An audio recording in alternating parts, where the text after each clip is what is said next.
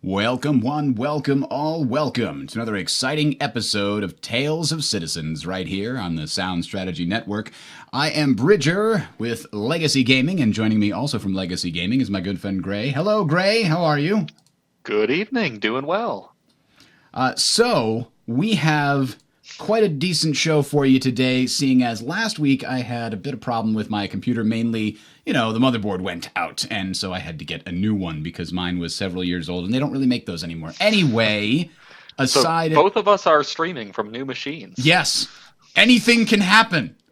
Anything could happen.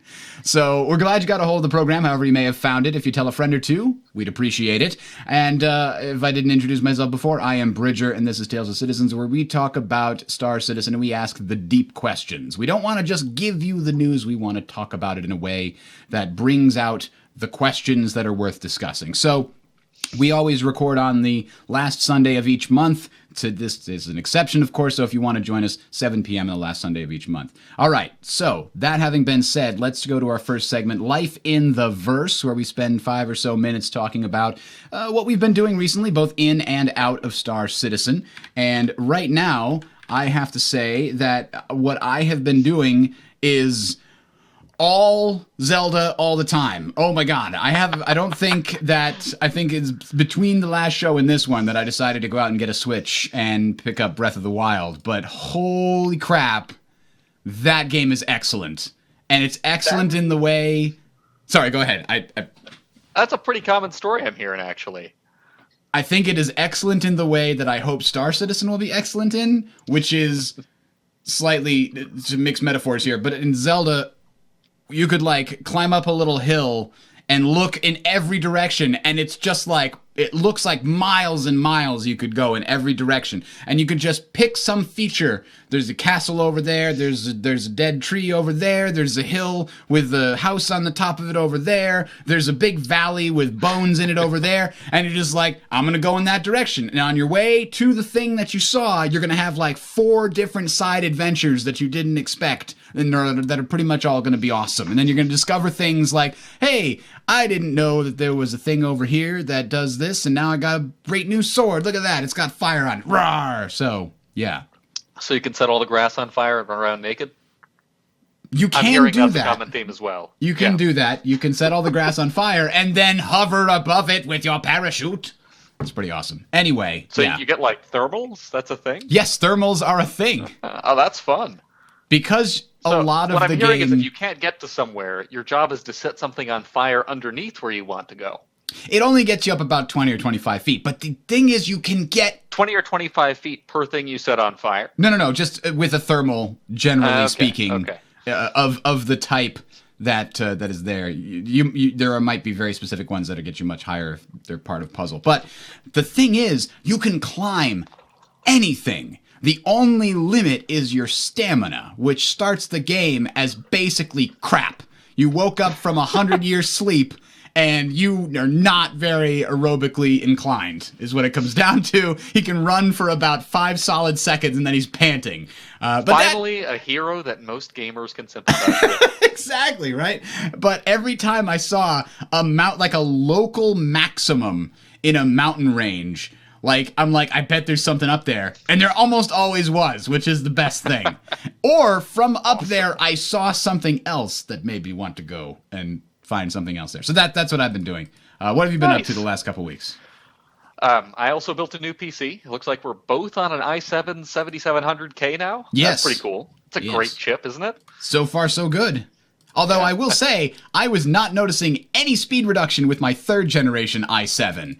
So I would not have updated at all if it didn't break, and I'm kind of pissed because I was like, I could have gone for another 4 years with that thing, I'm guessing, because the CPUs just aren't changing that fast. I had a 2600K, so I saw a solid gigahertz increase. I was rocking a 3770 before, so it was one generation past yours. The 7700K is a pretty decent chip, though. Mm-hmm. Playing Elite Dangerous, I'm at 144 hertz all the time on Ultra, which is helped by the fact that I actually picked up a 1080 Ti. It is the MSI Gaming X Edition. Can't recommend this thing well enough. It is stable over 1900 megahertz right now. That's damn fast for a GPU.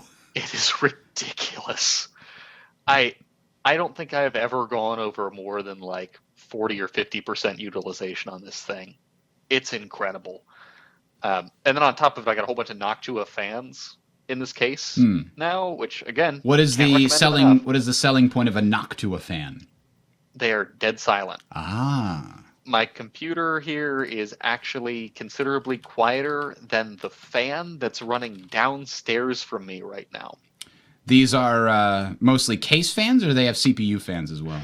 Both. The case fans are also the CPU fans. They have a larger CPU cooler, and I have to emphasize this thing is effing huge. It's big. It barely fits in my mid tower case, and I had to get low profile RAM or it wouldn't have fit at all. Yikes!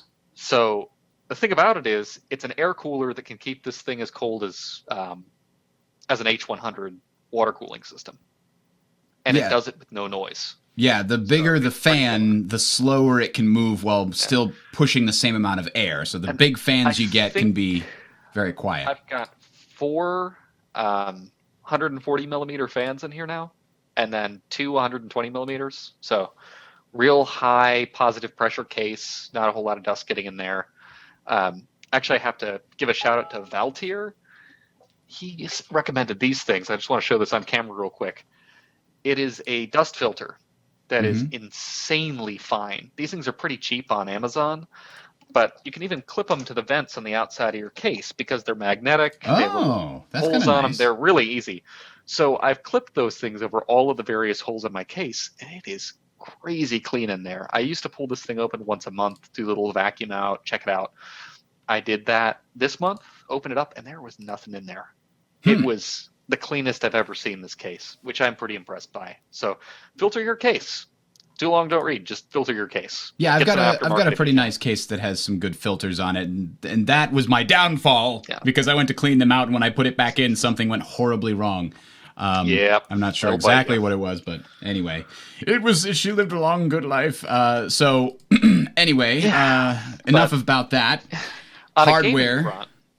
a gaming front, I've been playing some Elite Dangerous. Now, this is an interesting month for that game. For folks who don't follow it very much, patch 2.3, which is the Commanders, is their latest big thing. It actually added character creation for the first time, which is an impressive feat in and of itself, which is okay. It's not the most customization I've ever seen, but it's sort of on par with parts of Guild Wars 2 so far as facial animation is, and that's all they do is facial animation. The big thing, though, is multi-crew. They actually added multi-crew to Elite Dangerous. Very, very limited. It's not what they initially promised. It's not what they initially pitched. But you can teleport in via telepresence from anywhere in the universe to somebody's ship, which means there is no risk to you if you're a multi-crew crew member. And then you can either take control of turreted weapons, which are basically much lower damage compared to gimbaled or fixed weapons, but they do the same kind of damage and they can pivot all the way around as far as they can see. Or you can fly somebody's fighters. And flying somebody's fighters in a bigger ship is apparently a really popular thing because I've had a few people join up to my ship now and do that. Trick of it is you don't make very much money doing multi-crew as a crew member. Yeah, I heard there were some problems with their multi-crew implementation. Oh, this is where it gets fun. So the real benefit it is to be in multi-crew is the pilot. The pilot gets lower insurance costs if there are people on their ship. So if you get blown up, it costs you less to rebuy. Yeah, this is some good examples there. But the other problem is that the pilot gets extra pips. So the way Elite Dangerous works is your controls have 12 pips that are empty, and you get a total of 6 to allocate. So, for example, you could have 4 in systems, which is like your shields, and 2 in weapons. You can see it in that lower right corner if you go back a little bit there. You can see the pips. That allocation is right there. There you go. Down over here. Yeah, so that guy's got 2, 2, and 2. So he's got a little bit of extra engine power, a little bit extra system power, a little bit extra weapon power. So there's a couple of things that are important about that. If you have 4 in systems, you get an outright shield bonus. Your shields just take less damage by a lot. So you kind of want to have it 4 in there if you're ever taking damage. which means you only have 2 other pips to allocate. So your weapons will drain and then they'll run out if you have a lot of guns. So you get like it's every other, so 3 only adds a small increase and 4 is where it gives you a big boost? Is that the idea? Yeah, it's more of a logarithmic scale kind of thing. 4 basically gives you everything. 3 and 3.5 gives you nothing. Gotcha. Or very close to nothing. There's almost no reason to have... It's either 4 or 0 is sort of the general consensus. If you have less than 4... The only reason you have to have any pips in is to recharge your shields. And there's telepresence porting in there. The problem is that people found out that you can buy multiple accounts in this game and have them sit in seats and do nothing. And thereby gaining free pips to just trick out your ship. You could have 2 free pips if you had 2 players on your ship. So people who already had multiple accounts to do things like explore 50,000 light years away while they want to be in the bubble, so to speak, still playing PvP or whatever, all they have to do now is log into their Explorer account on the same machine and lower all the graphic settings and make it really crappy and then minimize it, and then have that person join their crew. So Obsidian Ant is a big streamer over there, and he demonstrated this. He took his Explorer guy, and he put that Explorer in the seat of his fighter. So he just had a free pip, and his fighter person did nothing. All he had to do was pilot, and he had free extra power. The game has literally decided that if you're willing to buy 2 accounts, there is no downside. You simply win PvP engagements that way. Damn. Right, because if 4 pips is the thing where you trigger some special ability, then you're going from 6 to 8. That means you now have 2 special abilities to switch back and forth. Is that There's it? no special abilities for engines, and there's no special abilities for weapons. But what it means is that you can always have super reinforced shields at the same time that you have full 4 pips to weapons. If you have 4 pips to weapons, you won't run out. There's almost no build in the game that will run out of power with 4 pips.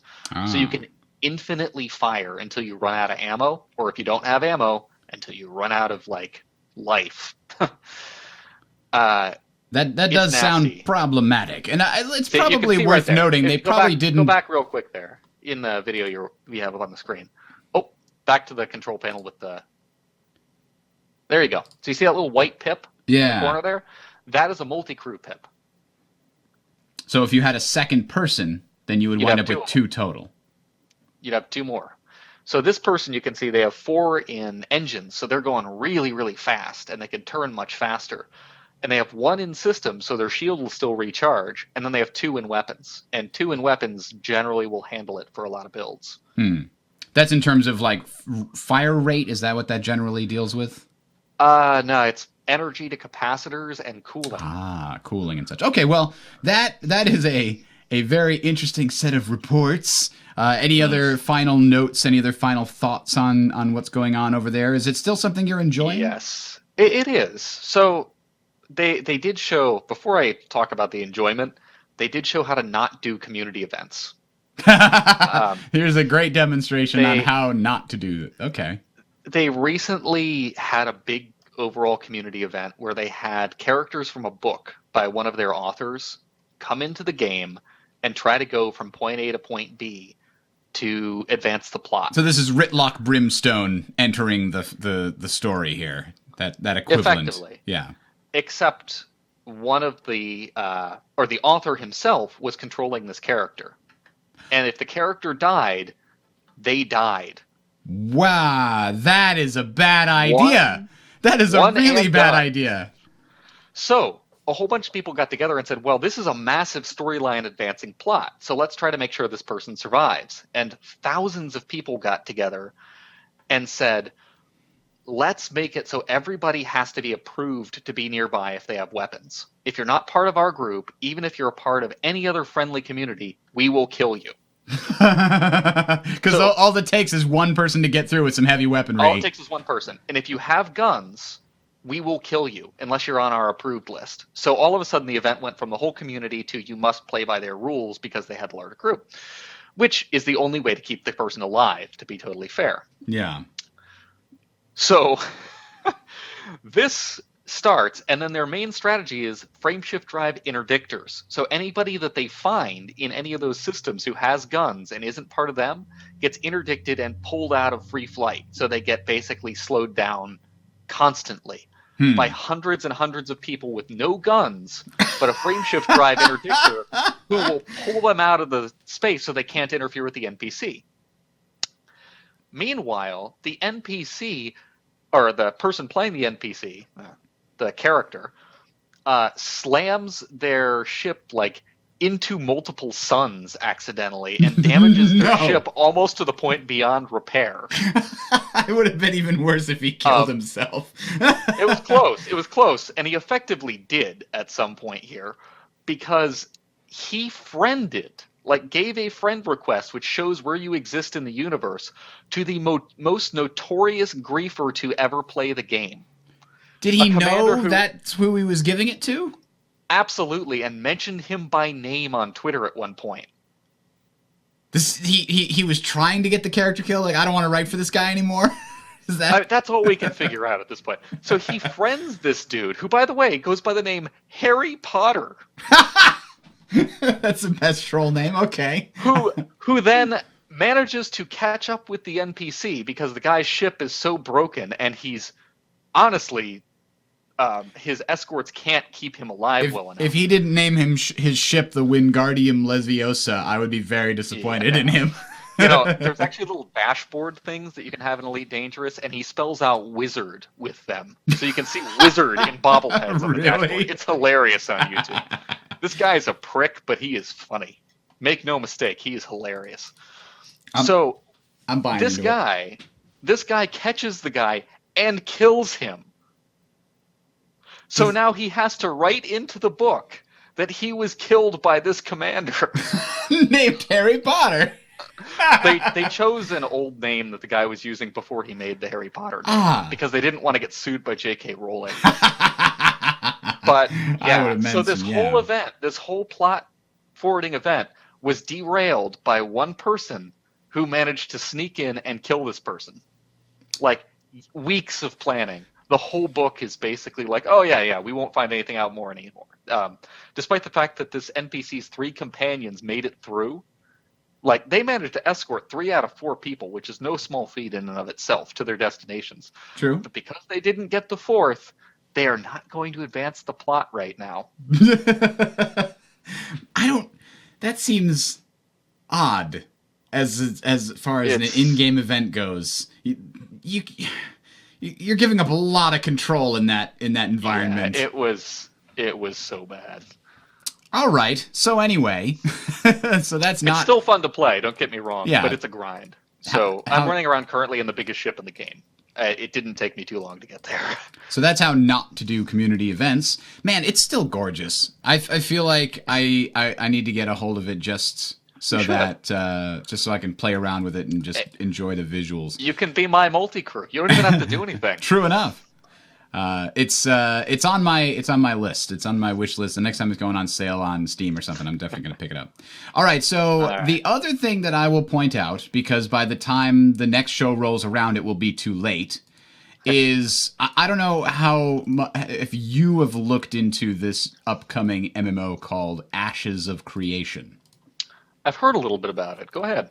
So Freelancer knows my preferences on MMOs, and he's another member of Legacy Gaming, and he doesn't typically try to say, hey, come play this. I mean, he kind of pointed out, hey, you going to play Black Desert? And I was like, no, Black Desert is definitely not my kind of game.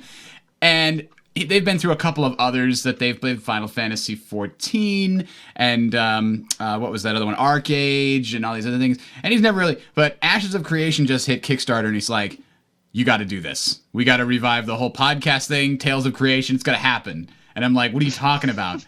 And he's like, you got to look into this. And I looked into it, and it's very interesting. It is very ambitious. It is as ambitious as Star Citizen, minus we're also going to break new ground on building an engine that nobody's ever done before, right? It's a traditional fantasy MMO setting, so they can use a similar engine to like Guild Wars 2 or any of these other ones with large PvP. But a lot of the other things about it are very ambitious and groundbreaking in terms of the mechanics. I won't really say much more because it's very clear. They have some great videos on their YouTube that shows how their economic system works and their politics system works. It's pretty cool. So go check it out. Let's get to Star Citizen. As always, just remember, if you have any feedback at talesofshow.com is the email address. That's feedback at talesofshow.com. And talesofshow.com is also where you can find the show notes where we talk about all the things. So, lots of stuff happened between last episode back in late March, and this one here. Specifically, crap, yes. I kind of went through a bunch of things and noted a bunch of things, but the first thing that popped to mind is that Spectrum has been updated, and one of the biggest updates in recent memory because they added threading. They added specifically sort of threading in the same style as Reddit, nested threading, which I am completely comfortable with. And I think because I use Reddit so much. And apparently there was some backlash by about 1% of the vocal community that was like, This is awful. You've ruined everything forever. Forums will never be good again. And the thing is, I had a hard time understanding why, because the only things I saw in those threads were it was cluttered, which, okay. If you say that is a criticism of an interface that at least has some aesthetic behind it. You can say, and from my perspective, I don't like it because it's too cluttered. And that's a subjective view of somebody's preferences. Fine. Okay. Fair enough. But the rest of everything they said had no actual argument behind it. It was like, this is just for, and then insert label of person they don't like here. That was like the rest of every argument is this design is clearly for noobs or whatever, or stupid Redditors or something like that. And I'm like, that doesn't give any constructive feedback as to what's wrong with the format. It doesn't help us. There is a lot of hate between the official forums and the Reddit. Let's be fair about this.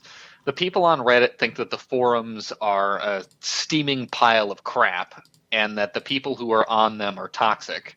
And the people who are on the forums think that the people on Reddit are a bunch of elitists who will downvote you into oblivion. So this was a defensive identity-based reaction of, absolutely. I don't like this because it means the other side is winning, but I have no legitimate reason, so I just have to spout vitriol at the people who created it. I think so. I think that the people who most hate this are the people who already wanted nothing to do with the way that the subreddit works.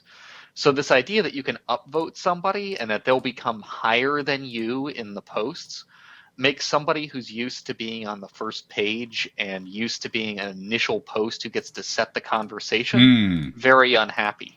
Because if you say something and then somebody else says something more popular and then they get 10,000 responses, all of a sudden you're at the bottom. Yep. Nothing that you I will say anymore. There is one thing that I am very critical about with regards to this, and that is Reddit does something very important to make this whole comment system work correctly, and that is weighting new comments higher than top comments. So you can see, I just double checked it here. It goes in direct highest to lowest order. So if I was to post...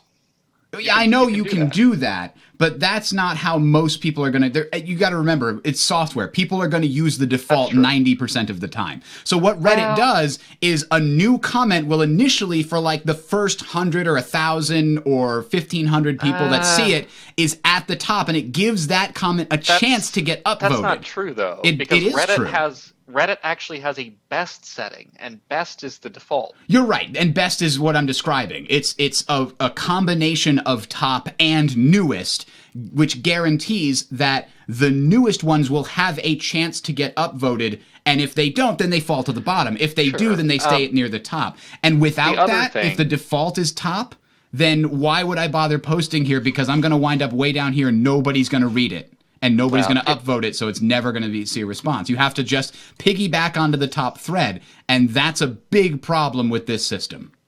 Well, and the other thing that the subreddit for Star Citizen has done very well, that I don't know if they're doing with Spectrum yet, is that they made it so the actual score of posts and comments is hidden for the first, hour. Mm-hmm.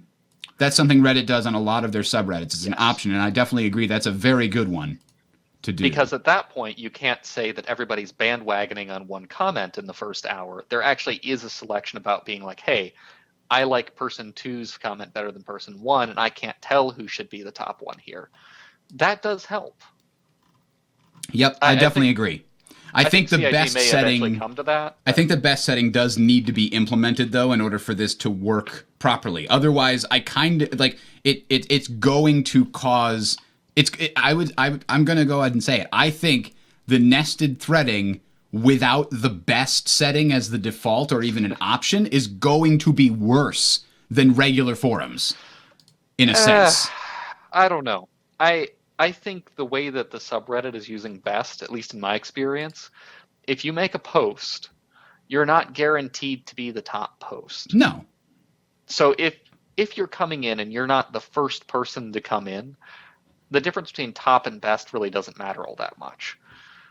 But if you're somebody who's in there early, I agree with you. If you're someone who's normally in within the first couple of hours of something posted in, yeah, the top idea with newest coming in a little bit blended is actually better for that.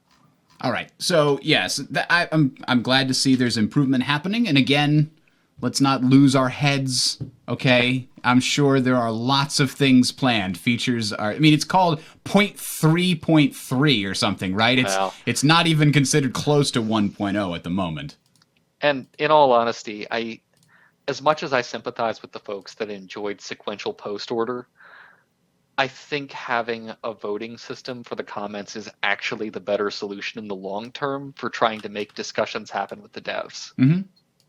If you can't get people to agree and upvote your perspective on some of these things, you might have some soul searching to do.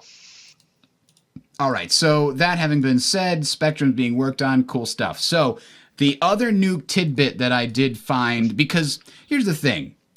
I know people love, I mean, I have a lot of people said they really like the recent Around the Verses, but man, there is not a lot of interesting stuff happening unless you really liked process-based stories, because I love it. I love every bit of these. That's all well and good, but process-based stories don't make for very good discussion on a podcast necessarily. If we're like, usually I want to talk about gameplay and features and mechanics and how they might work, but I did find one piece is that I saw that was very interesting, is that they have finished the sort of pipe system, the back-end coding required to make the pipe system work. If you recall, or if you didn't know, the pipe system is the idea that all the components of your ship are connected together by pipes, in quotes, meaning that, for example, there are power pipes that go from the power plant in your system to the shield generator, and from the power plant to the engines, and from the power plant to your controls, and from the power plant to the weapons, and that those pipes are located in physical places in the ship, and when those physical places get damaged, there's a chance the pipes could be damaged, and that weakens the pipe or destroys the pipe, and then your guns don't shoot anymore. So it adds a lot more sort of realistic reactions to damage, and not just a, hey, he got hit near the back of the ship, so we're gonna roll a d10 here, and on a 1 to a 3 his engine goes down by 10%, and on a 4 to a 6, like, instead of just making it random like that, they've added like this whole physical based system. So the pipes are for power, and they're for cooling, and they're for electronics and control, and that back end is what's been finished. I gotta say, that's a lot better than some of the systems you'll see in other games. World of Tanks, World of Warships, Elite Dangerous, they all have that die roll system you're talking about. Does this penetrate the armor? Okay, well, let's random number generate this thing and see what happens. Whether that's a shot itself and say how much penetration does the shot get, or anything else, that's a big deal. Yeah. I mean, in the end, everything comes down to a random number generator, unless it's a completely deterministic thing. But it's how many levels you go down before you get there that determines how sort of satisfying it is from a perspective as a player. And I mean, the thing that it allows you to do is it has so many possibilities beyond just damaged engine or heavily damaged engine. It allows for just the right, weapon stops functioning or only functions at half or just fires randomly on its own, revealing you. There's all kinds of ways that damage could manifest, and they could utilize that in the pipe system, which is great. So now that the pipe back end is finished, they're going to be resetting the heat system and how heat builds up in the ship and is then needed to move to the heat sinks and dealt with. So that is coming in the near future as well. That's something that they're working on. And then, we were thinking maybe right about now in spring was when 3.0 might come out back a couple of months ago, but not so much. Not so much. We did get a pretty ridiculous 2017 timeline here. Sweet mother of God. Yeah, that's one way to look at it. Does that say spawn bundles? Yeah, spawn bundles. Yeah. Did you folks ever wonder what a Jira board looks like for a company that's doing a lot of work in software? Because this is your answer. Yeah.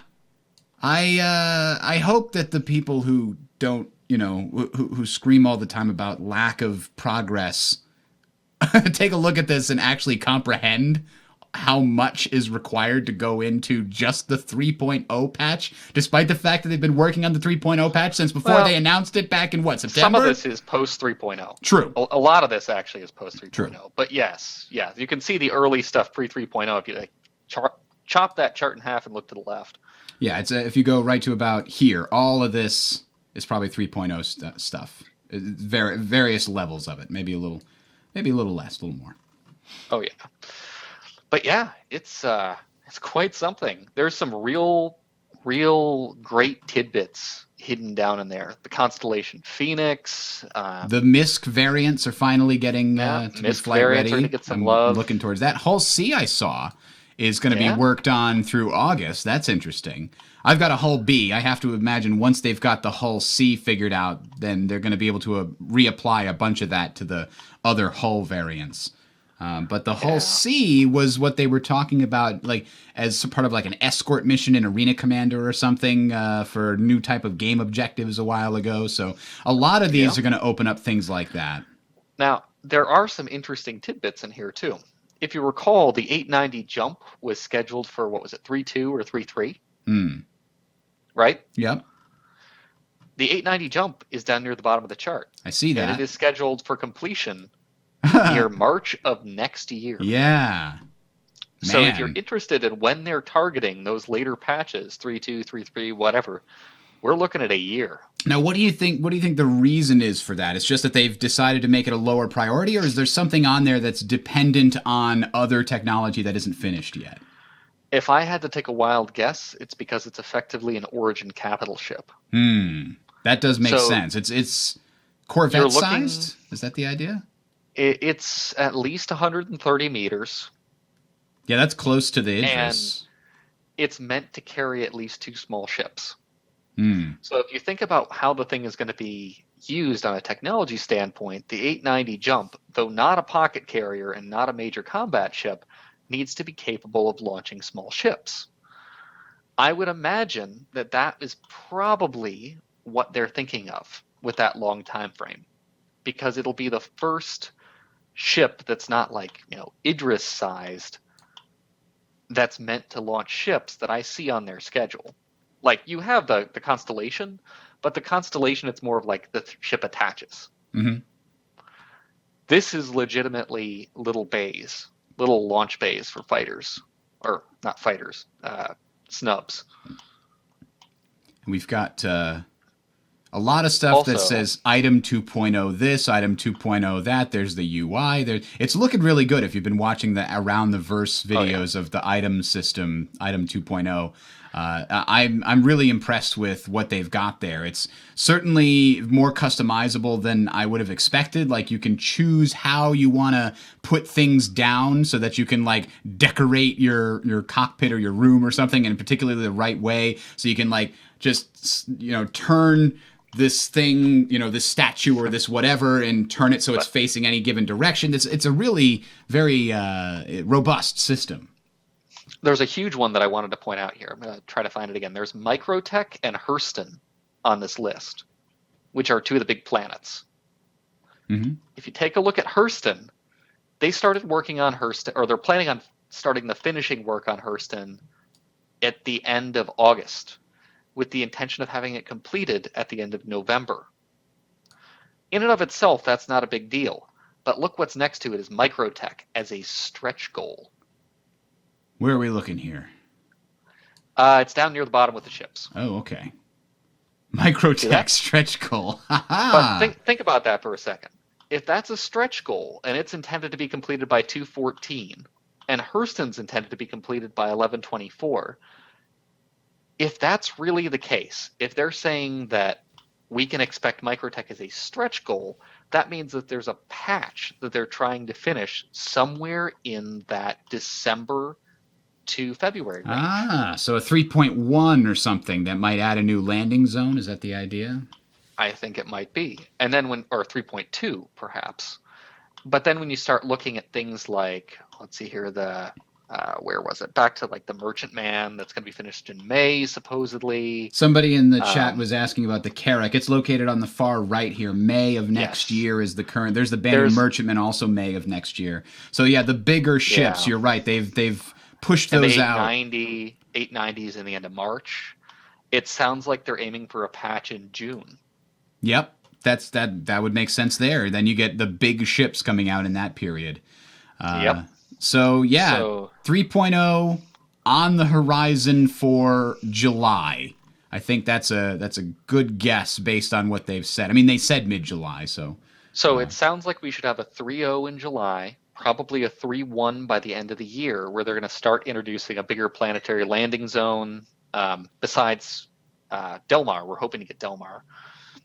Now let's ask this question because somebody else posted this on the forums, I think, after seeing this, the path to 3.0 or whatever, and they basically pointed out like, okay, we can get all excited that they're going to be able to fit in all these moons and all these other things, but unless they fix the netcode and all the bugs with just moving around and trying to get in your ship and not having it explode, none of that matters. And I'm just thinking to myself, well, yeah, but look how big this is. Those are included in there. Those things aren't just being ignored. So the netcode issues, they've talked about that. Container streaming is still planned for 3.2, last I heard. Okay. And that's a big fix for the netcode concept. Container streaming is the idea that you don't have to know what's in the box until you try to open the box. So it lets them ignore sending a lot of data that's not important at the moment. And when you start talking about what the box is, that could be a ship. Right. But it sounds like what is it? The cat is dead and the cat is alive situation. You just don't know until you open it up. And it won't even send you that network data until you open it up. Which is actually good from an anti-cheat perspective too, because you don't want. It's amazing from an anti-cheat. You don't want to be, even if it's encrypted or something. You don't want to even send any of that data that somebody could exploit for a map hack or something like that. But there is a trick to this, and Elite Dangerous, I have to harp on it again, has shown us what that trick is. If you have container streaming, you have to try to prevent people from seeing it.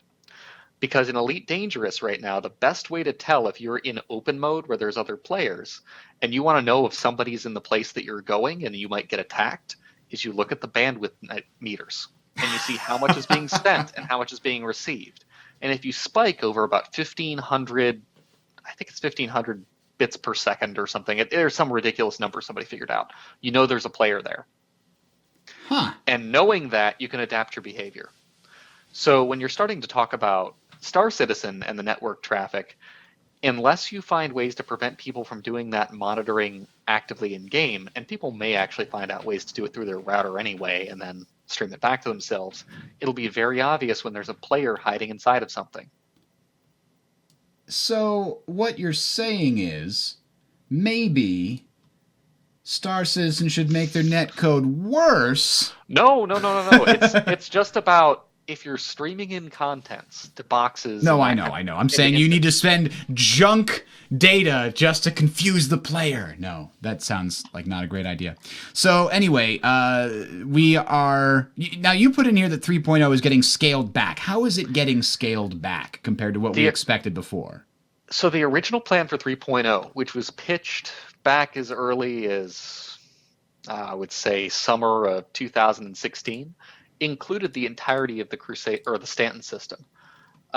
Landing points in Crusader, landing points on Hurston, landing points on Delmar, and landing points on Microtech. This is no longer the case for 3.0. They've stated that now we're going to be moving to debugging based on moons. They're going to give us the moons around Crusader and give us more landing points to start that way, so they can get a better idea of how their system works, honestly. And at the same time, that's more of the procedural generation system rather than detailed made worlds kind of a thing.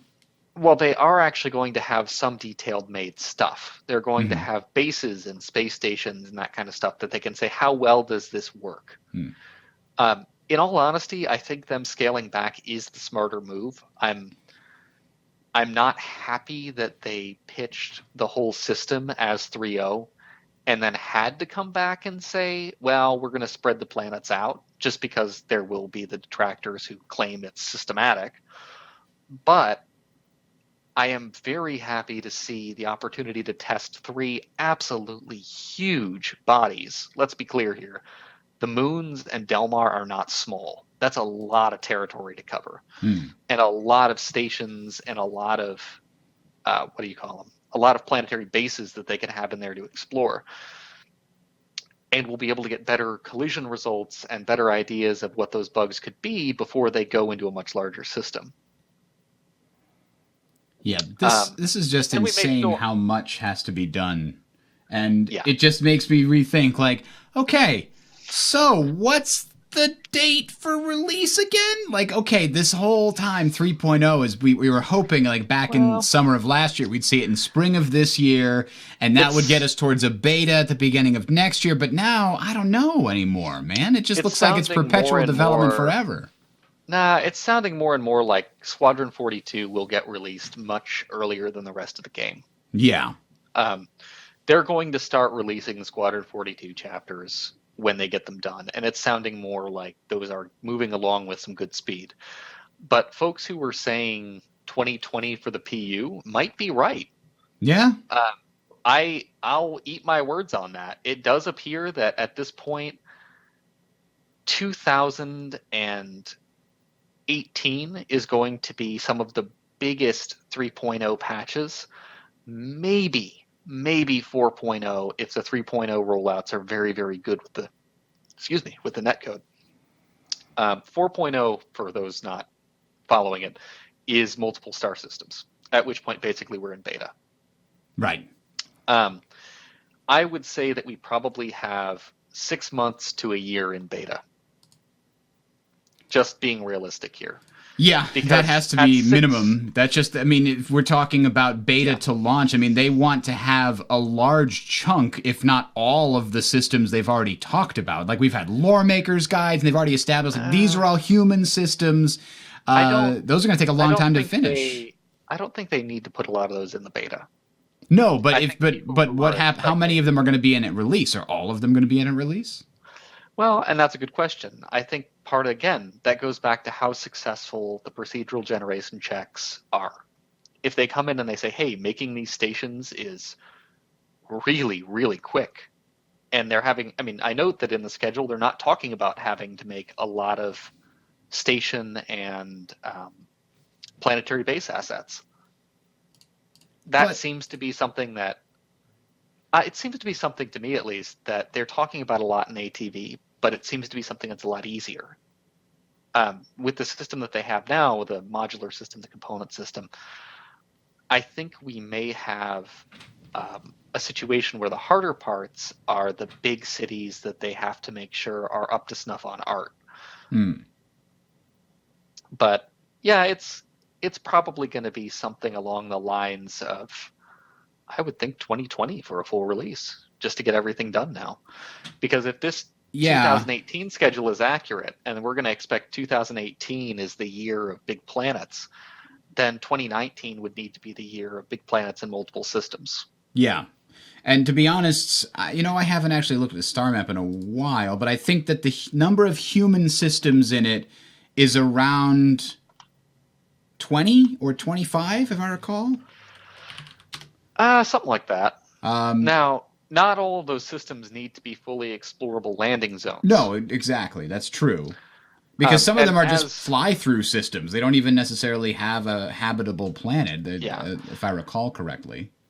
no, a lot of them just have stations, and having a lot of stations is going to be a relatively quicker thing for them to put together. As Shadowspear noted over in our Twitch chat, once Squadron 42 is more done, a lot of employees from the UK can shift to SC assets, which is true. And I think in a lot of cases they already have switched to, assets for the PU. So you can see But here, I don't, actually, if we just filter out yeah, all of the unclaimed, all of the developing, the alien systems, we are left with about 1, 2, 3, 4, 5, 6, 7, 8, yeah, about maybe 20-ish systems. And they probably don't need all of these. They could just use the core ones and say, access to these other ones is denied until further something, something. You need to become a citizen 2.0. I don't know. They could come up with some reason to well, make them not and be, but I don't know. It's going to I be think, difficult to have all of this done by 2020, not to mention the lost, Vandal systems, the Banu systems, the well, developing systems, the it's very unclaimed. possible that they could have a lot of planets that get made, that they just procedurally generate a ton once they get things rolling. Yeah, I mean, And they most can of the say, action this takes planet place in has, space, so you really, you're not well, wrong there. and most moons aren't habitable. Most moons won't have settlements. You'll have limited satellites or, um, what do you call it? Satellites or little outposts that are scientific or pirates or whatever else that you can just plop down on the ground. Yeah. The majority of what they're doing, the majority of what they need to do to have good assets are actually kind of on par with what you see in Elite Dangerous. Yeah, You but I don't mean need a that's part lot of of my detail for concern some of because them. one of the things that's important about any game with exploration, and you know what? Yeah. The reason I was bringing up Breath of the Wild and kind of comparing to what I wanted for Star Citizen is there has to be stuff to find. And you're not going to be able to procedurally generate everything worth finding because if you do, then it's obvious that everything's procedurally generated.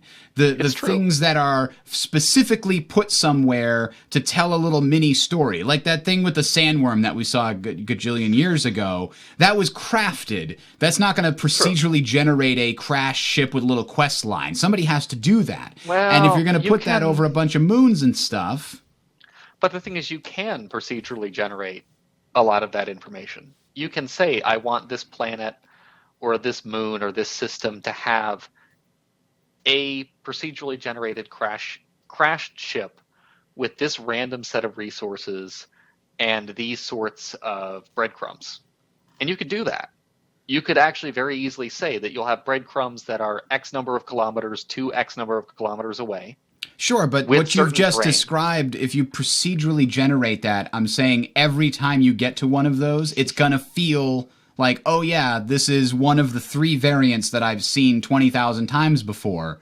Oh, And absolutely it and will. that's I don't disagree with you that there. crushes your enjoyment of the exploration. It no longer is a what's going to Eh, be around the next corner, and instead it's a it's one of these again. Like you once you know what to expect, exploration is no longer fun in some senses. You're just doing it for I the reward at that point. I think that honestly, a lot of exploration will be just for the reward. I think that they are going to make a lot of systems that are, if you want exploration as a, um, what do you call it, as a profession, if you want exploration to be something you can do to make money, Yeah. then there does need to be repetition.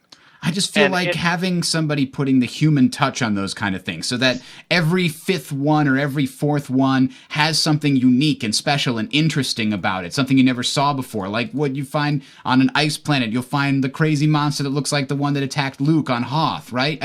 yeah. I feel like Well, if you but that find doesn't that mean you can't do everywhere, that. it loses its specialty. But anyway, But we've been down this you can rat hole talk about before. that.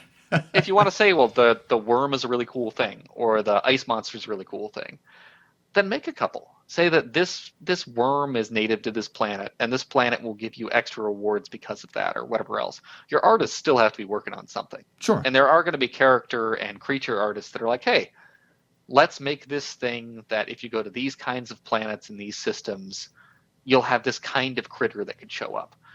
And it wouldn't always. It could be very rare. It could be a 1% chance to run into one of these things. And people would eat it up. Yeah, no, you're not This wrong. idea, oh, look, I found a worm on this planet, and everybody'd be showing up to that freaking planet hoping they'd find that worm. The trick with emergent content is that a lot of it does have to be player interest. Because no matter what they do, I mean, even games like Skyrim are very, very player interest oriented with a lot of repetitive content. And you're talking about a situation where, you might say, okay, I'm going to try to go explore this area. I found this beacon. I found these alerts. It may very well be that people find that beacon and say, I'm going to try to kill anybody who shows up here. Yes, that's true. I mean, the emergent gameplay of I'm gonna turn on a beacon that I found and wait until somebody comes and then turn it into a PvP experience for piracy reasons. Or even more so, say that a bunch of these exploration sites that they're trying to generate for some of these planets or moons are very, very profitable and have a huge amount of cargo that you could pick up. And the only way you're going to be able to do it is either by shuttling small loads to a big ship or having a big ship parked there. If that's the case, and it's really hard to find this stuff without following the breadcrumbs, which I think should be the case in a lot of these things if it's big money, some pirates are going to be like, hey, guess what? We know a big ship's coming in here. We know somebody's going to come in here and try to pick all this cargo up. There is a huge amount of emergent gameplay involved with otherwise semi-repetitive tasks. And when you start looking at let's go back to Elite Dangerous here again, because they're sort of the procedural, shallow game that we can follow really easily as an example on this. When you find something that makes a lot of money, like there's weekly community goals where you can make tens of millions of credits just by participating, people show up to kill. And people show up to pirate. Great example. There's a whole star system where people were shuttling from one star system next door to the other. One jump in these big, heavy cargo ships. So what happened? The pirates showed up and they started pulling people over and saying, I have 10 tons of cargo space and you're going to give it to me or you're going to die. And people did. Yeah. And it was great. I mean, watching this is amazing. There are actually pirates. There are actually people who are dealing with the pirates and considering it part of doing business out there. And the pirates are going after the quote-unquote murder hobos because they want to continue to make money off the community goal. Because they go take that 10 tons of cargo they just pirated, and they go ship them into the station, and they make money off of it. Yeah. So it's a pretty cool thing. Here's the thing. So Shadow Spear in the Twitch chat said, I bet upon release stuff to find will be low, but 6 months later it will start compounding and there will be more than you can keep up with. I can't agree with that, because even if you can do procedural generation of planets, you're not going to be able to procedurally generate satisfying content. And it always, the bane of MMOs is that content takes much longer to create than it does to consume. That's why every MMO that followed the World of Warcraft formula, that formula is designed to force you to replay the same content for 3 months, giving them enough time to put out another raid or dungeon or what have you, right? It's you can finish this in 10 to 12 hours, so we're going to make you replay it, 20 times before the next piece of dungeon content comes out, right? So that's the main problem, is figuring out how to speed up the process of making interesting and satisfying content, whether that be exploration content or a challenging pirate base that has some kind of internal place you have to fight your way into and get all the way to the top into the bridge of the space station and beat the Pirate King or whatever. That's their own, their own version of like PvE content. Those kind of things that tell a really cool story that are not just created as part of a mission thing with randomly spawning guys specifically for you to fight. Yeah. Those take a long time to put together because coding takes a long time and we don't have the tools to make games that fast yet. But at the same time, let's take a really close look at one of the best systems that has ever existed to make tailored content. The StarCraft map editor. Mm. They have the equivalent of that with this procedural generation tool. We saw that back at CitizenCon. Mm-hmm. Yeah, they showed us building a base out on like a little lake in the course of maybe 10 or 15 minutes because they had all the pre-made pieces, right? They had already the dock, they had the antenna thing over here, they had this over there. So which they modified the size on, they modified the assets a little bit, all in 10 minutes. So if you start talking about what you want to do to have handmade content, what you need to do is take someone who's really good at telling a story and sit them down and say, on this planet, we need a couple of things. Go find a location and do something with it. And in a day of time, I think you could have a good storyteller sit down and say, I'm going to have 10 NPCs that sort of mill around this area. And they occasionally fly a ship back and forth to this base. And they take this cargo there and they take this cargo back or whatever else. Or they just stand around running mining consoles or whatever it happens to be. There's all sorts of things they could do with that kind of an editor to make human-generated content that's not just randomly procedural stuff to accent. And I think you're right. They do need to have that accent. They can't just have every planet be the same. Right. Or even every sixth planet be the same. It's just it's going to be problematic. But that's all for exploration stuff. Obviously, there's a lot of things where they can rely on EVE Online style emergent gameplay, and what you were talking about with regards to Elite Dangerous, with you have emergent gameplay where players are challenging each other in these various ways. That obviously helps take some of the burden off of the creators if they've designed the system properly, so that all that emergent gameplay is satisfying and interesting and not perfectly expected.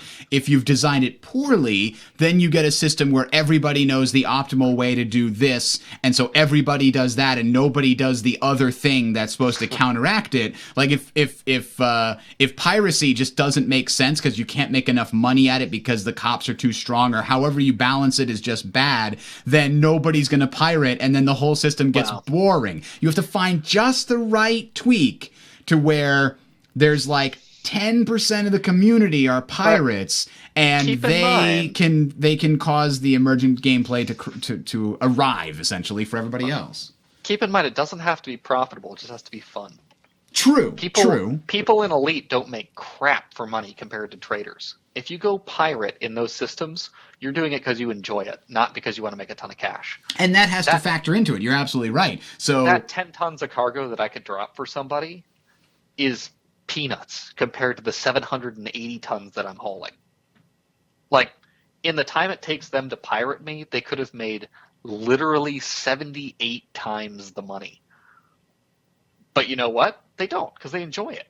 They find the piracy experience something they like. And as long as people enjoy the content because the tools are there properly, I don't think there will be a big problem with the imbalance.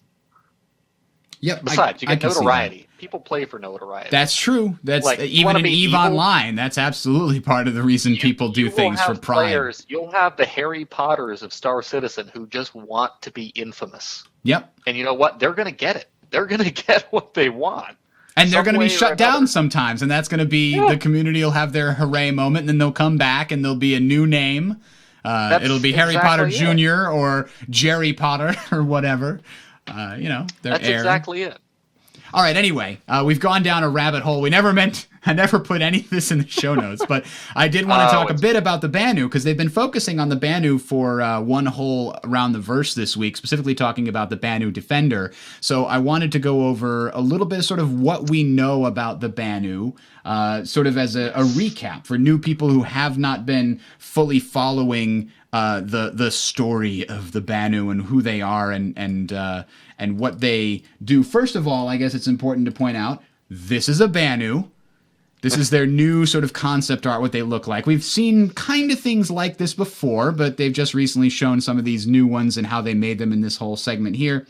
So the first thing to know about the Banu is the first race that humans ever found in the Star Citizen lore. I think it was 24 something, right? 2438. So about 500 years before the time of the game taking place, current year in the game, which is 2947 now at this point, I think. Yeah, I think so. It's roughly sticking with, they started the Kickstarter in 2012, and so it was 2942 at the time. So it's just been Yes. scaling 1 year in game time and game universe for every year that we've had through development. So we're in 2947.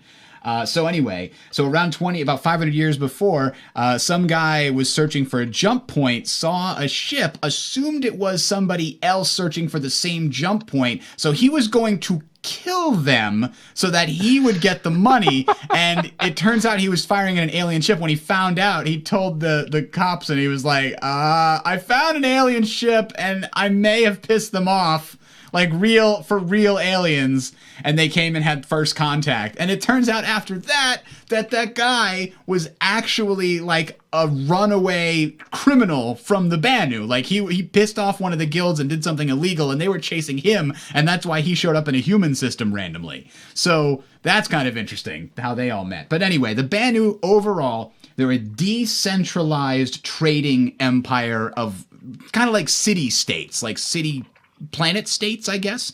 They don't have the same kind of central government that the humans do in this universe. They have a sort of kind of great council that they are able, kind of like the equivalent of the UN, right? The big council that they have of all the Banu together doesn't have a huge amount of sovereignty over any individual planet, but they'll kind of come together and agree to do specific things. But the planets maintain their own sovereignty. So they're sort of trading families or empires come from, they're all competing, which kind of drives them all to do better than the other. And in that competition means fighting sometimes too. It's not like they're all traders and they never fight. They do that. Things get ugly throughout the time. Now, the other thing that's interesting about this faction is that they are very specialized. When you decide you're going to be a soldier, you're a soldier for life. That's all you do. When you decide you're going to be a pilot, you're a pilot for life. That's all you do. When you decide you're going to be a negotiator, you're a negotiator for life. That's all you do. You specialize in that one thing and you get really good at it. And that means because their society is stratified this way, it means that that's kind of how they work. They have hugely split divisions of labor. They don't have jacks of all trades as a general rule. And the other piece of this is that they are very materialistic. They see personal wealth that's visible when people come into your home or your ship as something that is a representation of how important you are or what rank you are. So when you look at the Banu culture and their ships, they'll have this ostentatious display because they all know that that's how you know how important someone is, when you see how successful they are. So if you take human-based capitalism and apply that sort of high-level idea across an entire race, that kind of drives them to be better, which is very interesting. So they're very materialistic. They're very utilitarian. They don't care much about history. All they care about is how it affects the present. They're focused very much in the present. So they will remember, that they have the Banu merchantman design. They don't care who made it. They don't care that they should be paying licenses or royalties to anybody. That doesn't matter, which kind of reminds me of the way that China's engineering concept works, because there is no inventor of the hoverboard. Have you heard this story? I don't know if it's apocryphal or not, but the idea is that the hoverboard, meaning that thing that kids stand on and it's got two wheels, kind of like a skateboard, except it goes straight for some reason and they balance like a two-wheeled Segway, that thing does not have an inventor, because that is the result of Chinese manufacturers just pulling components off of their shelves that they had when they had assembling other things and putting something together, maybe putting it on the back of a napkin and drawing a basic design and then sharing it with their other friends who work in other factories. And they all kind of come together to talk about, I thought about an idea that might help your design. And 7 or 8 different factories just started producing things with almost the same design all at the same time, because they don't have the same concept of, I designed it, I deserve the credit. That's just not how their culture works, at least not the culture in those manufacturing things. That's what I understand from a podcast that I heard, at least. So it's a really interesting story. And that kind of reminded me of how the Banu were described, where they don't really care who designed this thing. That's not an important fact to them. The important fact is that they have the design and they'll try to improve it and they'll try to utilize it, right? They care about the present. So that is kind of the brief overview. Oh, the last thing here, shorter lifespans than us by a bit, which differentiates them pretty significantly from the Xi'an, as they have much longer lifespans than humans. I'm talking 2 to 3 centuries, if I remember correctly. And so they Much actually... more than that, I think, isn't it? Is it more? Is it 4 centuries? Because I know they were around. There are still Xi'an alive today that remember the Imperial Messer era, where we had essentially an evil emperor on the throne that was not very good to alien races. That's when we had the Tavaran War, and we basically genocided them, and they genocided themselves. It was a whole thing. If you want to see more about the lore of Star Citizen, by the way, there's some really cool stories in there, and you can check it out on my channel by looking for the lore of Star Citizen. It's a 3-part series that I put together that I think came out really well, and each one's about 15 minutes, and I just discuss the sort of history from present day all to 2942 essentially. So that's the breakdown. Gray, did I miss anything? Nah, it about sums them up. I mean, we should go into that specialization again. It's so intense that when we start talking about the Defender here, which is the ship that they're concepting out, the Banu believe that you should have 2 seats because the pilot should know how to do nothing but pilot. Mm-hmm. Like, just being a gunner on a spaceship. And you can see the two cockpits right there. Let me pull that back up here. You can see there's one cockpit here and one cockpit there, and one person essentially handles the weapons, and the default is actually a good division of labor, and it's something that I've always considered. So they have a gunner who's not in a turret. That gunner controls the gimbaled forward-facing weapons, and by default I think it comes with 3 size 2 gimbaled weapons pointing out front, if I remember correctly. Maybe it's 4 size 2s. 4. It's 4. Okay, it's 4 size 2s. Yeah, there you can see it on the end and in the middle. And so that person is going to be using like a mouse to control the gimbals and aim really well, while the other person's probably using a joystick to pull off really good maneuvers in like a 6-axis way. So I love the concept of that division of labor, but the question, of course, is how efficient is that division of labor? Would it be better to have 2 players in a Banu Defender or 2 Hornets? Or 2 insert whatever single-seat fighter you've got? It's the same question as the Super Hornet. It's the same deal. Mm-hmm. And we just don't have an answer. I think more than likely pilots will want to have the guns because you can better keep your guns on target as a pilot, knowing exactly what you're going for. Yeah, if you ever played like Battlefield 1942, and the turret moved and it moved your machine gunner guy on the top, and it didn't have any way to stabilize it, so the turret would keep shooting at whatever it's shooting, and the guy on the gun is like, I can't aim at anything because it's just turning. So yeah, they fixed that in later Battlefields, but that could definitely be a problem in the Defender. I'm expecting we'll see a few people get really good at using the Defender the way that it's intended, but I think you're right. I think a lot of people aren't going to use it that way. Well, and the big advantage of the Defender, to be blunt, is not necessarily going to be the second seat. It's going to be the fact that if you're on a long run, the components that you need to fix to keep the ship running after combat are on the inside, not the outside. So if you take some damage, you have all the internal panels to do the fixes on. So for folks that are really, really interested in having a ship that looks kind of fun, they plan to take some damage but still survive, the Defender may actually be a reasonable ship because you can get out of your seat, go to one of the internal panels, fix up your engine, everything's fine, and then off you go. It's certainly a very interesting design, though I have heard people express concern that when it's in its flight mode, those giant wing things are just in the way. Someone did a really, really great video where they actually took the model and they made the window transparent and they sat a pilot camera inside of there and then showed what it would look like. And the answer is you can't see crap. As a combat ship, with its current configuration, it is effectively worthless. You don't have any field of view. You can only see through that tiny gap between the middle 2 things. So The good news is that in Jump Point, Chris Roberts had already expressed that he feels those wings are in the wrong place. Yeah. And they need to be moved downward, or they need to be moved in such a way that you can actually see everything in front of you. They could be moved downward or back, or they could turn into like an open V or something. There's a lot of things you could do. It needs to be out of that 180-degree exact line in front of you. And I think downward's going to be the only way to do that.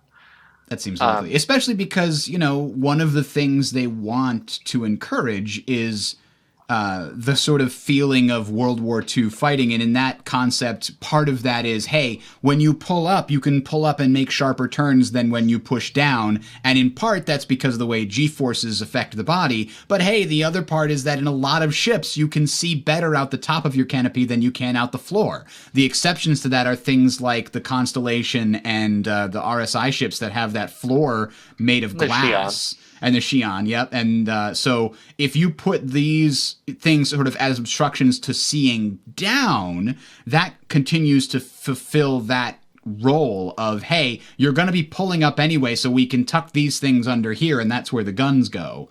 So that shouldn't be as big of a problem. So it's a cool ship. I don't think it's my ship. I think I'd prefer the Misk Reliant over this. If I was going to pick a cool alien ship that I want, out of all the three that we have so far, like the Kar-2 Al, the Misk Reliant, and this. I mean, Misk Reliant isn't really. You're right. It's not alien. It's just influenced by alien technology. It's more that the engines are alien. Yeah. The whole interior of the thing is very human. Hey, wait a minute. Was that a companion cube in there?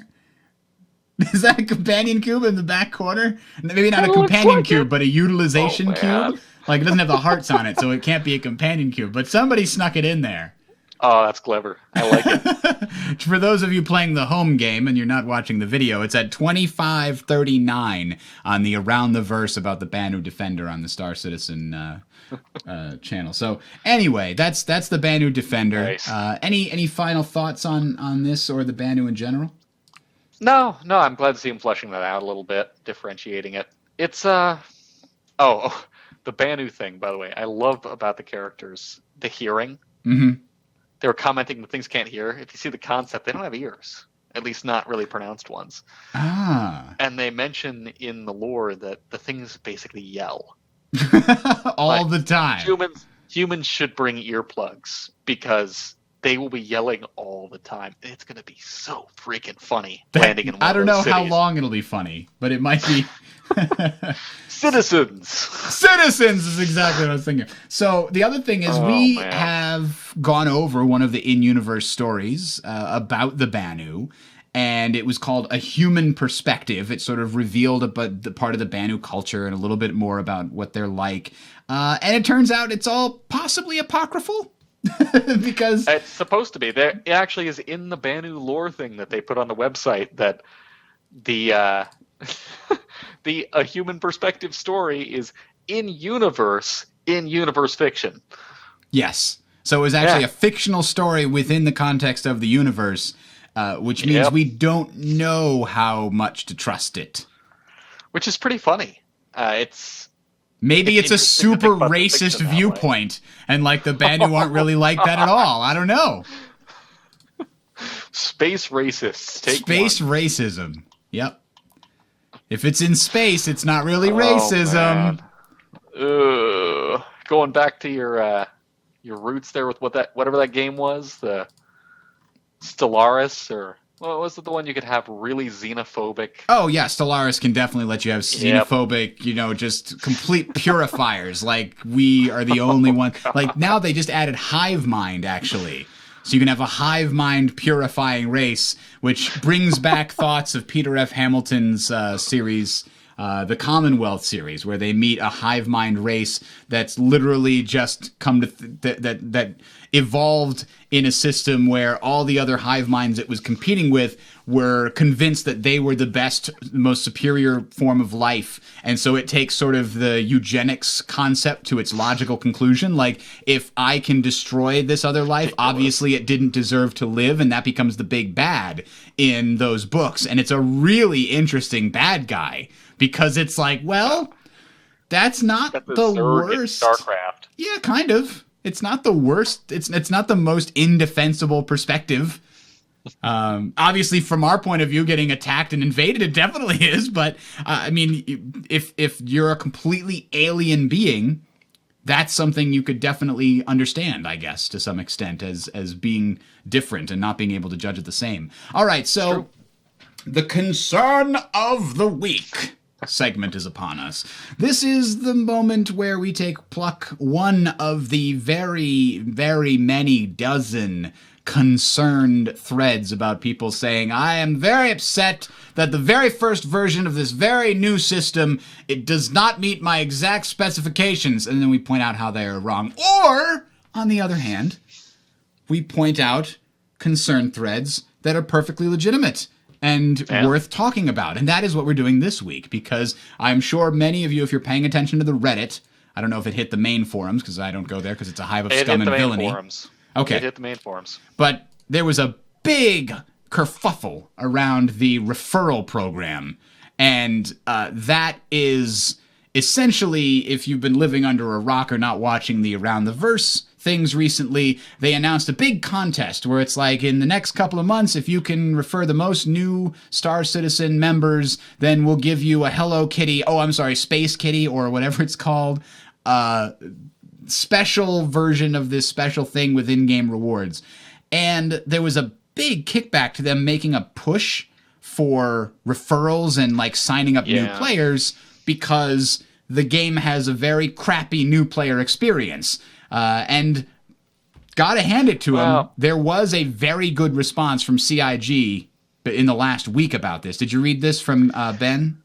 Oh yeah, and there was a concern that was valid, but also at the same time not, about them promoting streamers who had already been very actively recruiting.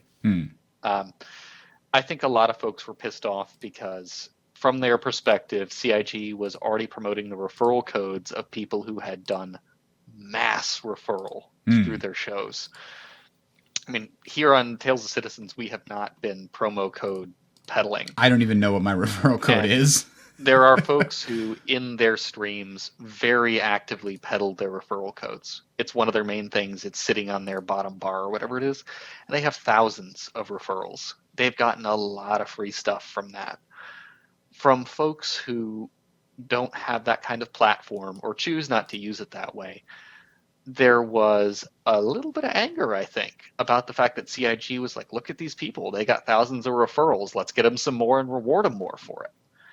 Versus the camp that wanted to see more rewards for people in the 0 to 100 people range. That's because what I'm thinking. The better way to set this up, because they already had the referral codes and those people had already gotten a lot of rewards. If instead they said, listen, everybody's going to get something if you refer one person. And we're going to put a pretty cool prize on one person. And if you refer 5 people, hey, that's the bonus prize. Boom, done. You don't have to go too much higher than that. You don't have to be crazy about it. But you still have the problem of the game not being ready for people who are looking for a full, real experience yet. There's also another part of this concern that I was reading that is relatively valid, and that's people who referred somebody prior to the code system, or someone who didn't use the code and has no other referral, cannot be included on somebody's account. You can't say, hey, I was referred by so-and-so. Which I get from a customer service perspective is very difficult to do, because you'd have to have a way to go and manually modify the database and say this person referred this person's account and this account was referred by so-and-so. And then you'd have to, have the rewards kick in appropriately. But when they start talking about rewarding people for referrals, and a lot of people referred all of their family and friends very early on into it, I could see being a little bent out of shape, being like, hey, I referred 20 people and I get credit for 0. Yeah. So it is worth pointing out that there have been some very interesting comparisons of the new Xi'an, and I'll just to lighten the mood. Here you go. There's one. The new Xi'an is like the cave troll from Lord of the Rings. That's good. But what I've been actually looking for is the response from Ben, which I thought was in the last week or so. But specifically, he said, hey, we completely get it. We've been a little bit too surrounded by people who understand that Star Citizen is a process, and there are people that will understand that if the game is not, fully up to your specs, that they're okay with it. And if we start trying to reach out to people outside of that bubble, they're going to have a very bad first experience with the current game. And we have gone to the extent of putting more of an emphasis on our new player experience. We're going to specifically start building that out now, which I've been arguing with people on the internet, which is as you do, I've been arguing that that is a very good thing, because one of the reasons that tutorials across the board on almost every game suck is because they do them dead last, which is way easier to do because that means all features are in and you can properly do everything you need to do. But it also means that you're going to put it in last and you're not going to hold up the launch of the game to make the tutorial better. It's going to be good enough and then shipped. Right? So for the most part, that's the case. If they start now and build the idea of the tutorial and slowly work on it as things come in, then they can create a much better system. Now, ideally, that tutorial was going to be Squadron 42, right? Well, partially. It was also going to be the Arena Commander tutorial. They wanted there to be a consequence-free zone tutorial, which does mean Arena Commander. True. The problem is that the initial one that they made with the takeoff and the directions to kill some Vanduul and fly around and that kind of thing was a bug-ridden mess. And a lot of the mechanics that they were trying to teach didn't necessarily translate well. They do need to make a tutorial that's as simple as, hey, in Arena Commander, learn how to take off and land. Mm-hmm. Learn how to stop. Yeah, because not everybody's going to even have Squadron 42 at this point, because they split them up now. Learn how to blow something up. There needs to be a tutorial. There needs to be a new player experience that isn't Squadron 42, and they acknowledged that very early on in the process. That was 2 years ago at this point. Yeah. So, I mean, they turned off the tutorial that they had built because it was a mess. So yeah. I don't think they gave up working on that because they had to get more core systems in place. And I totally understand why tutorials get done last, because if you build it now and then there's changes to the core systems, it might not even require you to redo core tutorial features, because maybe they still all are applicable.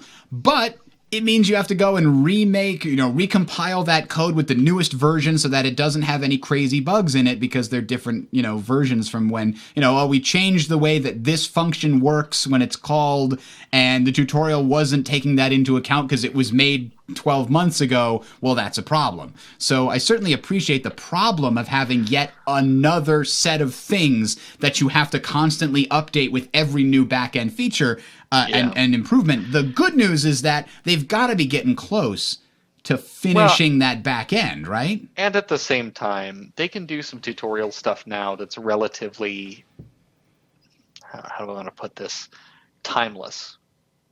Take off and land, request landing, those sorts of things, basic combat, how to select something or anything else. That's a big thing. They need to make it so that exists and it's not super punishing to figure it out in the tutorial itself. I think part of the problem with the tutorial that they had initially was it was very well done as like a storyline driven thing. You really got into the tutorial. You wanted to kill those Vanduul that showed up out of nowhere. But it was very, very poorly done from a flow angle. Because all of a sudden the Vanduul would be shooting you and you'd be like, well, I can't even select a target. What do I do? Yeah. Or I have to follow this person, but I don't know how to select them to know where they're at. There are things that you should give people time to figure out, and once they've figured it out, then you can work from there. Yep. So anyway, it's glad to see that they. Oh, here I finally found Ben's answer. I'll post the link in the notes and in the chat here for you guys if you'd like. There it is.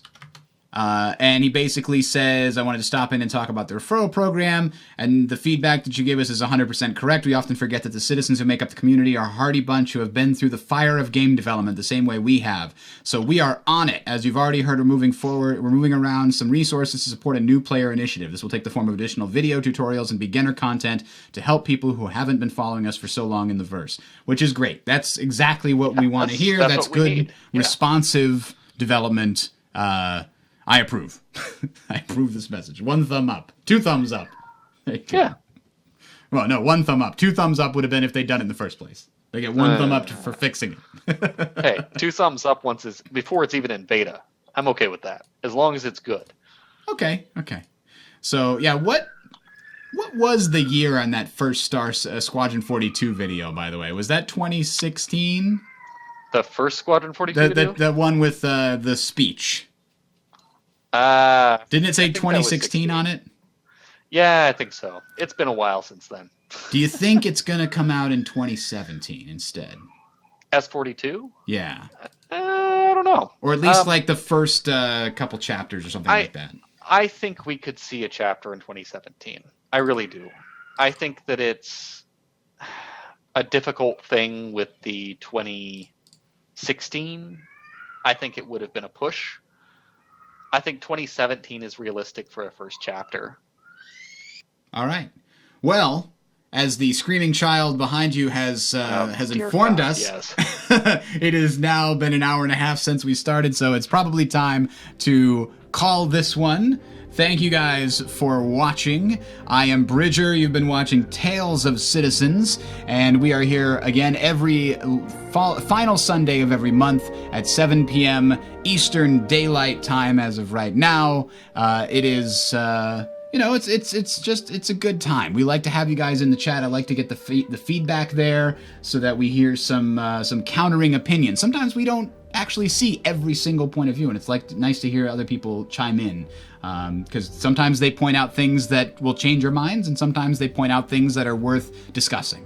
So thank you guys for joining us in the chat. Really appreciate it. And this is Bridger from Tales of Citizens, For Gray, and the Screaming Child signing off.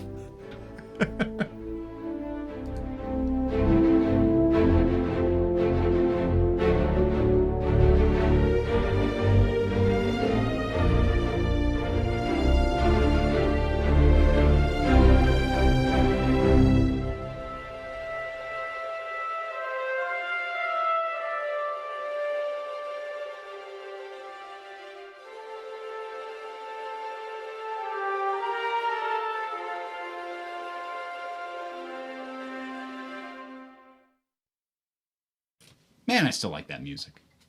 Yeah, it is great. I love that it's on the launcher again. Yeah. It's a good day. I didn't really have a time to put this in, but somebody did take a screenshot to prove how much ridiculous detail. I think, are those 3D rendered eyelashes? It looks like it. I don't think it's actually 3D rendered. I think it's the face texture is meant to look 3D. Gotcha. The trick is the texture itself on the face is pretty much flat over most of it, with some skeletal modeling.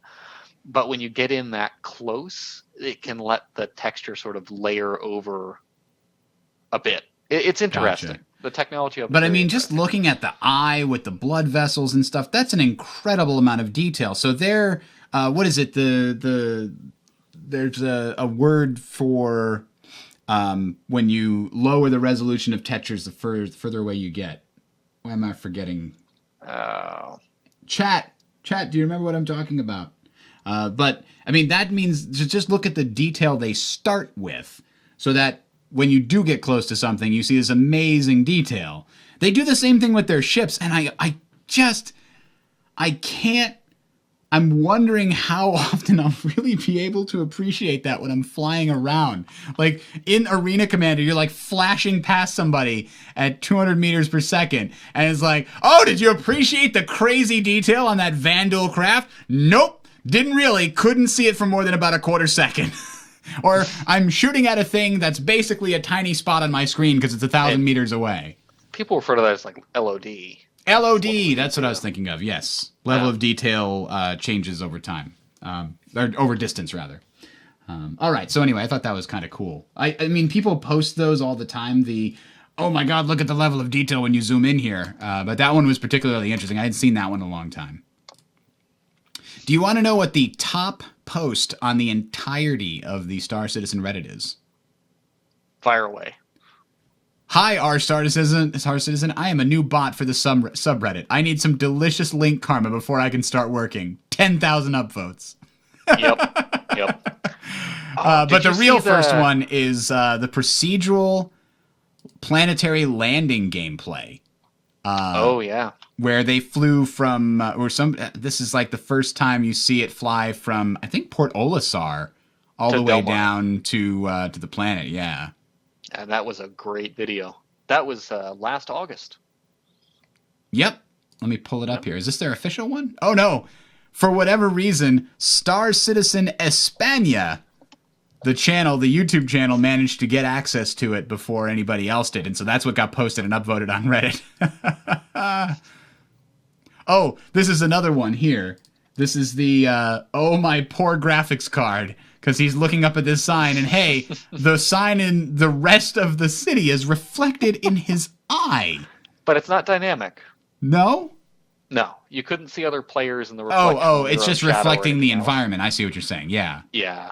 And the environment is static in those images. So, or semi-static in those images, which does save some stuff. But take a look at the other, if you go to Hot on the Reddit right now, the top thing right now is Mark Hamill's old man's clips mocked up in the Gladius. Yeah, I saw that. That looks really cool. Oh, man. Old man clips. So cool. So freaking cool. Yeah, because it appears... Make sure Trejo understands this is your op. She goes off again like what happened at the Sting, I'm pulling you. It feels so right to have it down in a monitor. Oh, it does. It's like what they did with the Freelancer during the last demo with the traffic control dude. Yeah. Instead of just being a weird thing in your top right there. So that is definitely cool. It gives you a taste, just a taste of what it might be like. All right. So anyway, yeah, Ashes of Creation looks really interesting. I just watched two. The thing that will sell the game for you or not is they've got two videos on the Ashes of Creation YouTube channel that explain their node system, and that I think is what will make you decide if you're interested in this game or not. I mean, the Kickstarter video does a good job of kind of going over it too, but it's a slightly deeper dive. Like one is like 7 minutes, the other one's 10 minutes. So I highly recommend checking them out just so you can see if this is something for you, because the Kickstarter's ending in like 20-ish days. You know what? I haven't checked it in a while. It had a lot of attention right away. It got like over 1 million really fast. It's at 1.45 million right now with 25 days to go. Got a lot of attention. That's the Kickstarter there, right? So the elevator pitch is that they want the players to be invested geographically in the things that they are. So essentially the lore of this is your species, your society, like left this planet because of some horrible, devastating catastrophe through these portals to another plane. And like hundreds of years later, those portals are opening again because the stars are aligned or something, and it's so the portal is available. And so the ancestors of the people that left are coming back to this ruined, like not ruined, but just world recaptured by nature, right? There wasn't any humans because they all left from or intelligent races, whatever you want to call it. And so you're all entering in these gates, and the whole world is divided up into these nodes, and anything that gives you XP in any of these nodes will contribute to the node itself leveling up over time. So a little spot on a river, once enough people cut down some wood or craft some things or kill some animals there, will turn into a tiny little campfire with a few tents set up around it. And then if enough people do things, and then there's some NPCs there with some stuff, and then if enough people continue to do things in that area, it'll level up into a slightly larger market area, and then it'll turn into a village, and then it'll turn into a town, and then it'll turn into a city. And each level that it goes up adds greater functionality, including player housing and real estate. So if the interesting piece that they'd said in the thing is like, okay, if you buy a house when it's a town, when it levels up, your house levels up with the town and becomes like a nice villa.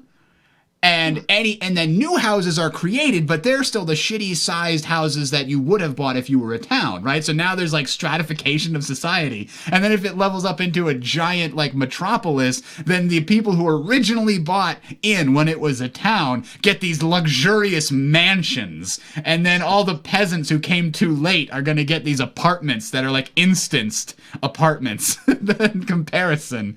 And that's interesting. You could also build a little plot in the countryside. You could make your own little country home with a mill and a farm and all these other things. So it's got a very high sort of value on that. But then the political aspect of it feels a lot like these other MMOs. Like the players are in control of the government and they can decide how much to tax and how to set up trade routes and all this other stuff, because there's no global market. All markets are local. You have to send caravans from the place that has a lot of mithril mines down to the areas that are devoid of mithril mines and sell them for profit. And of course, bandits are there along the way to steal them.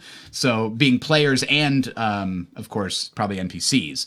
And the environment responds to how these worlds are created. And there's like 4 different types of these nodes. So you could have like a mercantile one where the leaders are always chosen by whoever can buy their way into the government. Like whoever bids highest for these particular governing slots gets to become one of the oligarchy that governs the merchant towns. And if you're like a military town, it's whatever organization physically conquers them by force. And if you're looking at a divine town, then it's the players that go out of their way to do special quest lines that help the town and the other players. Those are the ones chosen to be the leaders. So there's a really interesting political angle to this that's going to create the emergent gameplay of, players organizing themselves into guilds and having battles over who controls what territory and things. It sounds like an interesting game. It's Ashes of Creation. It's on Kickstarter. It's aiming at a late 2018 release. What's also interesting is it appears to be currently backed by like a billionaire who really likes MMOs. Like he's financially backing this game, and the Kickstarter is to get additional funds and mostly hype about the game. So that also adds an interesting aspect to it because it's not going through a traditional publisher scheme, similar to the way Star Citizen isn't beholden to publishers. So I'm keeping my eye on it. I'm probably going to back it, but I'm going to, keep my hopes guarded. Yeah, looking at this, there's absolutely no way this game could succeed without a large player base. I think that's definitely true. If you don't have a large group doing things like knocking down trees next to the river, then either it'll be impossible to do something, or it'll be way too easy to affect the world. Right. That balance is going to be critical. They're going to need a lot of people to make the big difficult goals even remotely achievable without being unreachable. Well, at the same time, I think one of the more interesting aspects of this is if certain areas that are well organized within the game world are done well and they get to the higher levels, and other areas that are more poorly organized by players, they are more like the wilderness. They have maybe just a small town and they can never get above like a level 2 town or whatever. That would make for a lot of interesting diversity. And then the people that organized that have the metropolis in the north or what have you, they want more resources coming from the south. And the people down there, it's like no man's land. Like there's no strong governmental, like organizational body. It's like a few smaller guilds that are fighting over territory that can't amass enough people. So you essentially get the big guild organizing and recruiting a group to go down and take over and get those mithril mines up and things like that. That's an interesting concept of how it would work. Now, it is not a single universe shared across everything. It's like 10,000 players per server. World. Yeah, per server. Yeah, it's going to be a lot more like WoW that way, which has it also is subscription based. Like WoW. That's the other thing. It appears to only be subscription based, kind of like how EVE is right now. You don't buy a $60 game. In fact, even the Kickstarter, when you back it for $25, it gives you 1 month of game time plus all these little perks. But in order to play, you're just going to start paying a subscription. You don't buy in for $60 and then pay a subscription, which is certainly more appealing. If you're going for a subscription model, it can be. I've always felt that the subscription model isn't bad, but at the same time, the idea that you could buy the game and then that there was some sort of like it included 3 months of subscription for free, or there was a trial version that you could play for a month or two without paying with limits like WoW eventually did. I felt like that was the better way to go about it. Like, sure, I'm sure they're going to have some kind of like play up to level 4 or 10 or whatever, and you know, then you have to pay for a subscription, because Eve does the same thing. Yeah, I get that there could be a billionaire backing it or something like that, but I've always felt that the model that allowed you to have large infusions of cash in return for new, what do you call it? Large infusions of cash in return for large chunks of new content, like an expansion, did motivate studios to make big expansions worth of content, which is where hype for games really continues to live. Yeah, no, you're not wrong. The next WoW expansion brings back 20% of the players who had left. So I mean, Guild Wars 2 had that model, right? That was there is no subscription, but you can pay us for the new stuff we make if it's good enough. I think that the way WoW dealt with that, saying there's a subscription, so you need to expect content throughout the patches because you're paying for it, was good. There was a level of accountability to the developers at Blizzard, and is that they will continue to release new dungeons and new content, despite the fact that they're not on the expansion track. Mm-hmm. But at the same time, having expansions that cost as much as a fully finished game that come with a lot of content at once makes the game vibrant and alive. It brings players back. It gets people to actually really invest. My hope for Star Citizen, to be blunt, is that there are big expansion packs involved with Squadron 42. I mean, that would be interesting too, if they did kind of every time we drop a big expansion pack, we move the game time forward a year, and here are all these events. Here's what's happened now, and now new things are happening in the government. Like, that's one of the things I loved about Cataclysm, was the idea that, hey, time has passed now, and look how the world has changed. That's what I want to see in an MMO. I want to see the world changing over time. I don't want it to be static. Yeah, at the same time, when you start looking at basically the ability to say, maybe you can permit lock some systems or something along those lines, unless you've bought that particular chapter, it might be a way for them to deal with it. Not necessarily the most savory way, but it might encourage a little more cross-buy. I don't know. We'll see. And, you know, we've got Latin Kuro over in chat saying, what the hell are you talking about? Sub only is amazing and sub box price is double dipping. I don't disagree that it's double dipping, but I think that having the motivation of the developers to make that double dip and to say, hey, we want to make this giant chunk of cash, and that means that we need to make a giant chunk of content, isn't necessarily a bad thing. There's an expectation that comes with buying the box, and there's an expectation that comes with having a subscription. And both of those are different kinds of progression content. And I think both of those together are a very good thing when that accountability matches. Yeah, but I mean, EVE Online shows how well a subscription-only system could work. I mean, they did have you buy the game originally. Like back in 2004, you bought the game and then paid a subscription because that's how you did it. But in the last, 4 or 5 years, it was really like, okay, pay $20 the first month and then 15 from then on. Like the amount that you paid extra to get in was basically nothing. And even now, by the time you get to today, I think you can play for free up to us and have a bunch of restrictions. And then as soon as you subscribe, then those restrictions go away. So you don't even pay to get in anymore. So that's kind of the new evolved thing. But EVE Online does drop these big expansions every, X number of months. I think it's like every 6 to 8 months or so. It seems like they drop a big expansion, and not everyone is huge, but some of them are huge, and that's important. So that does build the hype that you're talking about. Yeah, I don't disagree. But at the same time, you can hardly say that EVE's patches, one after another, aside from the bigger, chunky ones, have been a good model. How many have they had now? It's got to have been like 20 or so. I'm going to go look it up.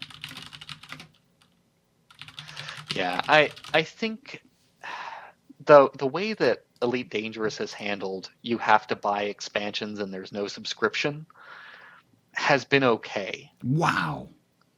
There's officially 35 named expansions. And then for some reason, December 2015, January 2016, February 2016, and then Citadel. So it looks like about 36 named expansions since 2003. I guess maybe the Castor was the first major content edition. And, a lot of these had really big things. I remember these names because they came with like, oh, this one introduced Titans to the game. Like that changes everything. And this one includes the ability to claim territory directly because it changes the way that this is all done. And this one, changed the way so that you can do economic prospecting on planets. Like, they've all had these massive things that they added, and this one allows you to do wormhole mining and all this other stuff. So, yeah, I mean, it looks like from this, they have about 2 a year based on this, is how I see this. There was 3 in 2014, 4 in 2014? Damn. That was a busy year. So yeah, 2 to 4 a year, it seems like, which is interesting. Yeah, and if you look at the Elite Dangerous expansions, they name those. We're in the Horizons purchased expansion right now, but within that, there's been the Engineers, there's been the Commanders, there's been some other one I'm forgetting. That patch 2.1, 2.2, 2.3, they've been big content changes. The problem with the way that some of those have been handled is that in Elite Dangerous, if you don't buy Horizons, you don't have access to the Engineers. Yeah, and that's a really tricky thing to do with expansions, is how do you restrict the content and yet encourage people to buy it, and yet at the same time not like lock out your original players who you technically kind of promised. I mean, that's why EVE just walks around that whole thing by saying, yeah, if you're a subscriber, then then everybody gets it because everybody's a subscriber essentially. Yeah, and I mean, that's part of it, is that if you gate certain content that actually provides a power spike, you got a problem. You have a huge problem. Definitely. And the way that ED is treating that, they have a problem. Their problem is that any new player who comes in and just buys their base game is screwed.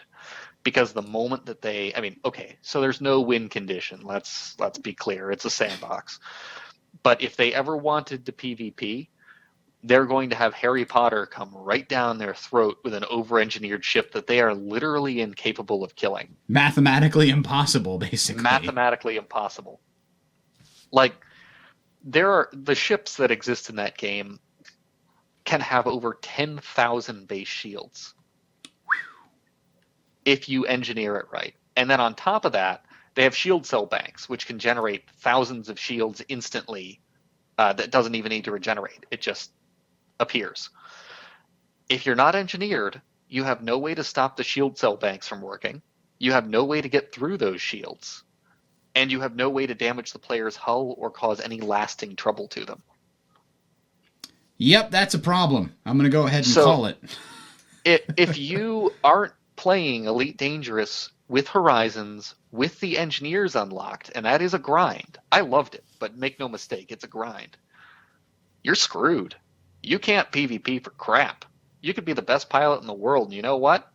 You won't be able to kill most of the engineered players. Yep, it is what it is. But that sort of thing we have to avoid. It's something you don't want to see in Star Citizen. There's a discussion right now about gate locking stuff in the PU behind Squadron 42 expansions. If there's any sort of power spike to be had from gating stuff in the PU, you really can't do it, or you're just going to alienate your player base. Yeah. Eh. I could definitely see that being a problem. All right, we are a little bit over our time here, so I'm going to call it. Thanks for listening to the post show, guys. Have a good one, everybody. We'll see you in the verse.